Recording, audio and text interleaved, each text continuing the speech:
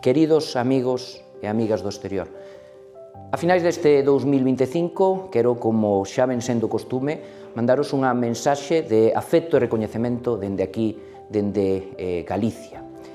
Son días para estar coa nosa familia, pero tamén para mirar cara atrás con orgullo, cara adiante con esperanza, reforzando, como digo tamén, os lazos que nos manteñen unidos como pobo.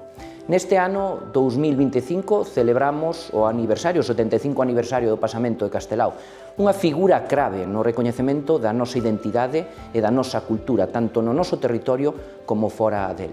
E tamén tivemos múltiples encontros coa colectividade galega no exterior nas diferentes viaxes que fixemos, porque tanto en América como en Europa, como en calquera recuncho onde haxa un galego, Galicia vive con forza gracias ao voso esforzo e compromiso.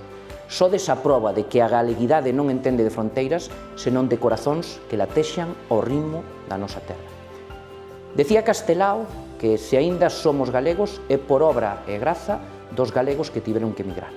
E esa débeda que temos con todos vos, cos vosos pais, coas vosas nais, cos vosos avós, as vosas avoas, digo, esa débeda de gratitude, témola que pagar apoiando a todos aqueles que queiran retornar, tamén estando presentes con todos aqueles galegos e galegas do exterior que fan máis grande a Galicia e, en definitiva, pois reforzando as pontes que nos manteñen unidos como pobo. Exemplos desto, por parte da Xunta de Galicia, pois son a Estrategia Retorna, as bolsas de excelencia da mocidade exterior, os programas de apoio social e, por suposto, eses encontros coa colectividade. Todo non tería sentido se non fora grazas a todos e cada un de vos.